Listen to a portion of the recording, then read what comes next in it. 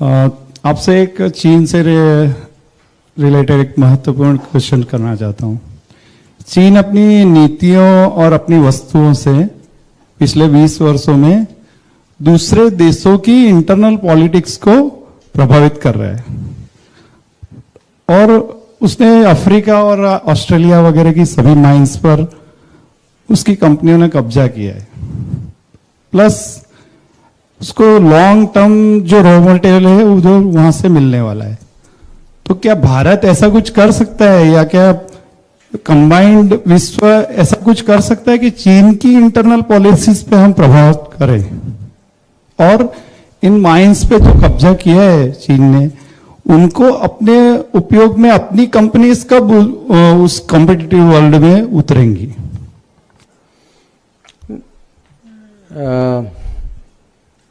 देखिए, ऐसा है कि जो इंटरनेशनल पॉलिटिक्स, हर पॉलिटिक्स जो है इंटरनेशनल हो या डोमेस्टिक हो, कॉम्पिटिटिव होती, ये माने उसका स्वभाव है। तो चीन जो करेगा वो अपने हित में करेगा। हमें अगर परेशानी है तो हमें भी जो अपने हित में करना चाहिए हमें करना चाहिए। इसमें मैं मानता हूं कि पिछले 75 साल में हमारे यहाँ अलग अलग क्षेत्र डिपार्टमेंट में या डोमेन में कहीं कमी रह गई हो। इकॉनमी उतनी नहीं बढ़ी जो मैंने कहा कि 15 साल की गैप थी रिफॉर्म में। अभी देख, जब राजीव गांधी गए चाइना 1988 में, हम दोनों इकॉनमी बराबर थे। अभी चीन की इकॉनमी जो है हमसे 4 गुना ज़्यादा है, 4 गुना से भी ज़्यादा है। तो मुझे लगता है कि नेगेटिव थिंकिंग के बजाय कॉम्पिटिटिव थिंकिंग होना चाहिए। कॉम्पिटिटिव थिंकिंग होना चाहिए कि भाई उनको देखते हैं कि वो क्या करते हैं, कम से कम हम जितना कर सकते हैं। और अभी मैं ये कह सकता हूँ कि ऐसी सोच भी है, ऐसे आत्मविश्वास भी है, ऐसी क्षमता भी बढ़ रही है। अभी अभी मैं लैटिन अमेरिका से वापस आया हूँ, साउथ अमेरिका से, और मैं वहाँ देख रहा हूँ कि ब्राज़ील हो या अर्जेंटीना हो, हमारे कंपनीज हैं वहाँ, माइनिंग में भी हैं, पावर में भी हैं, एग्रीकल्चर में भी हैं। तो जितना अभी मेरे लिए तो जितना इंडियन इकॉनमी बढ़ सकती है, जितने हमारे बिजनेसेस बाहर जा सकते हैं, और उसमें गुजरात की लीड तो नेचुरल है। तो मैं तो पूरा गुजरात पे निर्भर हूँ कि भाई आप मेरी विदेश नीति का कुछ करिए, आप लोग बाहर जाके कुछ करिए। और सचमुच जितने हमारे कंपनीज बाहर जाते हैं इसका बहुत बहुत प्रभाव होता है, क्योंकि जो बाहर के जो दूसरे देश जो हैं उनके लिए इंडिया या इंडियन लीडरशिप ठीक है, वो कहीं चित्र देखते हैं, कभी कभी हमसे बीच में मिलते भी हैं, बट उनका जो रोज का जो इम्प्रेशन, रूटीन का जो इम्प्रेशन होता है, या तो वो जो इंडियन कम्युनिटी के कारण होता है या इंडियन बिजनेस के कारण होता है। जितने ज़्यादा बिजनेस हो, जितने अच्छे कंपनीज हो, जितने ज़्यादा कम्युनिटी हो, उनकी प्रगति का असर उन पे होता है। तो मुझे लगता है कि हम ठीक दिशा पे जा रहे हैं। अभी तो 8 साल ही हुए हैं, थोड़ा समय और दीजिए, पर मुझे पूरा विश्वास है कि हम उस ठीक ट्रेजेक्टरी पर हैं।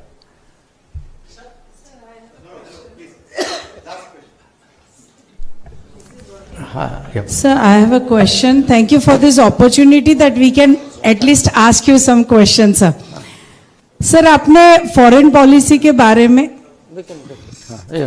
अभी हम चाइना के बारे में जो डिस्कस कर रहे थे सर, तो मुझे एक कंसर्न ये है कि अपने देश में हम पॉपुलेशन कंट्रोल की क्यों बात नहीं कर रहे हैं, या हम अपना देश जितना रैपिड अर्बनाइजेशन और मैसी रैपिड अर्बनाइजेशन की तरफ हम लोग जा रहे हैं, तो सर उसमें भी अर्बनाइजेशन का कारण भी यही है, opportunity less in rural area and more in urban areas. So foreign, जब हम लोग खुद ही सिर्फ अब्रॉड ट्रैवल करते हैं तो we see things so much more in balance. So आपने कहा आप विदेश नीति देखते हैं और काफी सारे अदर लोग देश नीति देखते हैं, तो sir how do you then bring that knowledge? I get that. See, first of all, population की अगर बात करें, actually rate of growth of Indian population is falling very sharply. उसका कारण एजुकेशन है, एजुकेशन, सोशल अवेयरनेस, प्रॉस्पेरिटी. अगर आप देखें, आप अपने आप पर देखें, each one of us with the passage of time the family size is smaller. It is part of evolution, you can say. अब जो forced population control जो है, it can have very dangerous consequences, because you are seeing in some countries there is great shortage, वो gender balance disturb हो जाता है. That is not in the interest of any society. So I feel, देखिए democracy की बहुत अपनी कमियां होती हैं, कभी कभी बड़े लोग फ्रस्ट्रेट भी हो जाते हैं, पर जो भी आप कहें, I feel in this country for all its difficulties any day democracy is better than non democracy. So and solution to problems like population has to be democratic. It should not, in my view, it should not be forced. And जिन्होंने force किया है, I point to you, look at them today, वो पछता रहे हैं. They are not happy with what they have done. Second issue जो आप urbanisation की जो बात कर रहे हैं, जो your point is well taken. You know, I only said it in response to his because I did not want to get into his question. The fact is today जब एनी मिनिस्टर, एनी ऑफिशियल जो बाहर जाते हैं, हमारी उनसे अपेक्षा है कि वो बेस्ट प्रैक्टिसेस, बाहर की बेस्ट प्रैक्टिसेस समझें, देश में लाएं, यहाँ परिचय कराएं लोगों को, ताकि हम उसको ऑब्जर्व करें. तो मैं तो इसको कहता हूँ, there is a Modi band of tourism. आप कभी कभी देखते होंगे कि मोदी जी जब बाहर जाते हैं वो करते क्या है. मैं आपको बताता हूँ क्या करते हैं.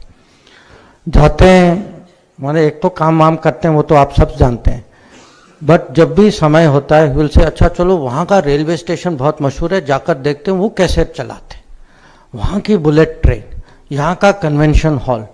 साउथ कोरिया में जो नदी की क्लीन अप हो रही थी ना, ये Namami Gange, it was very early days. A very famous river in South Korea which was very polluted. तो खुद गए to see how did they clean up the river. Bullet train में खुद चढ़े. जर्मनी में, बर्लिन में जब गए, the railway stations is very, very focused on how to improve railway stations.